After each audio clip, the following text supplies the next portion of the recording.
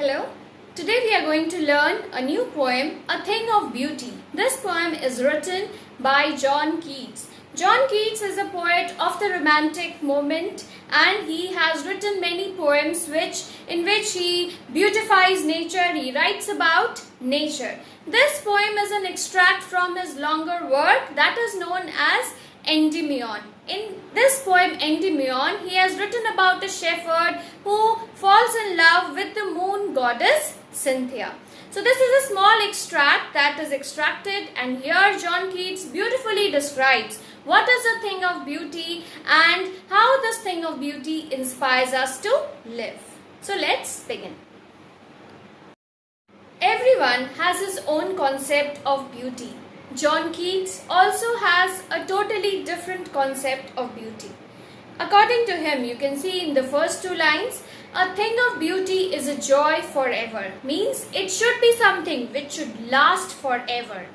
Its loveliness, that is, its beauty, should keep on increasing. It should never be diminished. This will never pass into nothingness. It means the beauty or the charm of that beautiful thing should never ever fade away. See the next line? It will keep a bower quiet for us. A bower means a shady place under the huge branches of trees. So John Keats says that whenever we think of a thing of beauty or we look at a thing of beauty, we should get a lot of relaxation, a lot of peace. The same relaxation that we get when we sit under the huge branches of trees.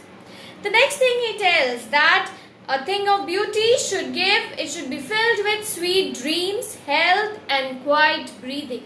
You can think about it that whenever we think of something good or whenever we are happy, our breathing is also very calm and we usually blush and we are filled with a lot of health and happiness.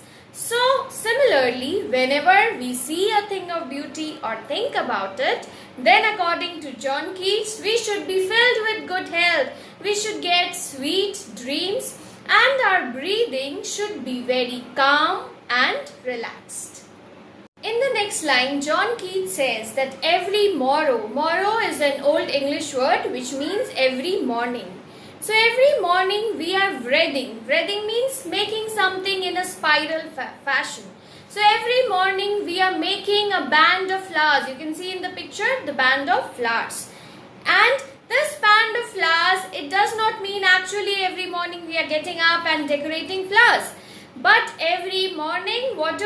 We think good. We have a hope that everything around us will be fine. Our day will be great and today will be a great day. And all these positive thinking, all these positive thoughts motivate us to go to school, to do our work, the same old routine work which we do every day. Okay, so that is why he says every morning we are making the band of flowers. This band of flowers is nothing but our hopes, our dreams and our aspiration. We dream that we are doing this unproductive and tiring work only because in future we may get something good. So this is the flowery band which binds us to the earth, which makes us bear all the difficulties that we face on this earth. John Keats reminds us that there is a lot of sadness in the world. See in this line what he tells, spite of despondence. Spite here means in spite. So in spite of the despondence is the hopelessness that nothing good will happen, being very depressed. So our life is usually quite depressed because we are not very hopeful about our future. So in spite of this despondence or hopelessness of inhuman means something which is cruel. Okay, so this sadness, this depression is really cruel. Of inhuman dirt, of noble natures. Noble natures are the great men who are all around us. Of gloomy days. So here what he wants to tell, we never listen to all the good people, and that is why our days are filled with hopelessness, we are really very gloomy, we are very sad.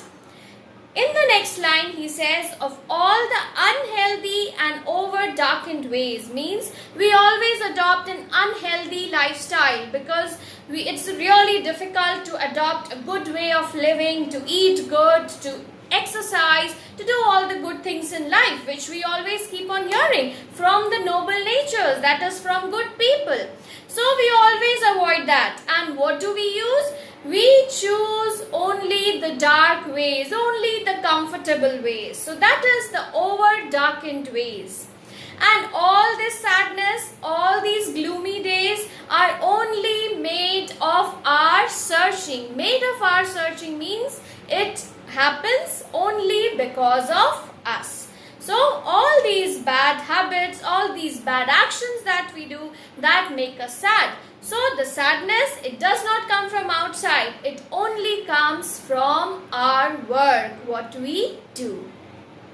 So in the last paragraph, John Keats said that we all are really sad because of our monotonous work, because we adopt all the unhealthy ways. But in spite of all, some shape of beauty moves away the pall. Here he says in this line that in spite of everything, however gloomy our days are, but in spite of everything, whenever we see something beautiful, then the darkness from our spirits is, the dark curtain from our spirits is lifted and we feel happy, we feel light. We feel good whenever we see a thing of beauty. So he wants to say that the thing of beauty has the power to make us happy, however sad or however gloomy we all are.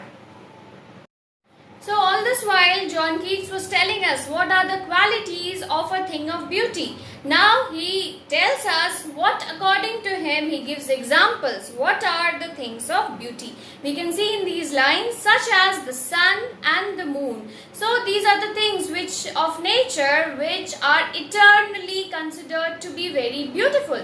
Whenever we look at the sun, we feel very energized and we feel happy. We look at the moon, we get a sense of beauty and relaxation. So these are the things, whenever we look at it, we always feel happy.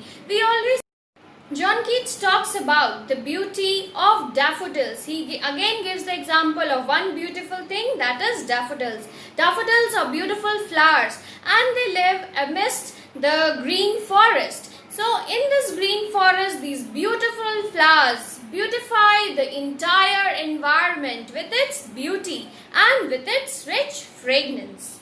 The second thing of beauty that he tells is clear rills. Rills are small streams. So whenever we go near a small stream, we feel a lot of relaxation. It gives us a cooling comfort. And that cooling comfort gives us a lot of relaxation. We really enjoy that in the hot season. So that's what he tells, that these small rills give us a cooling comfort in the hot season. The next thing of beauty that John Keats describes is the musk rose. Musk rose is a small variety of wild roses which again grows with the ferns. Ferns are wild plants which grow in the hilly area. So along with these wild ferns, these beautiful musk roses, it beautifies the entire environment, that dull and dirty environment where only water and ferns are there, that is beautified by small beautiful musk roses. So that is also considered as a thing of beauty. John Keats gives us one more example of the thing of beauty, that is the mighty dead. Mighty means very powerful. So the powerful people who are no more with us. These people, their stories we have often been hearing, like Rani Lakshmibai, we have Mahatma Gandhi and a lot of people about whom we keep hearing. And these stories, they keep on inspiring us. Whenever we are dull, we are sad, whenever we hear a good story or we hear a good example from someone, a good tale from someone, tales is long stories. So whenever we hear these stories or examples of great people who are no more with us, that inspires us. that makes us happy. That is why John Keats considers these things also as a thing of beauty.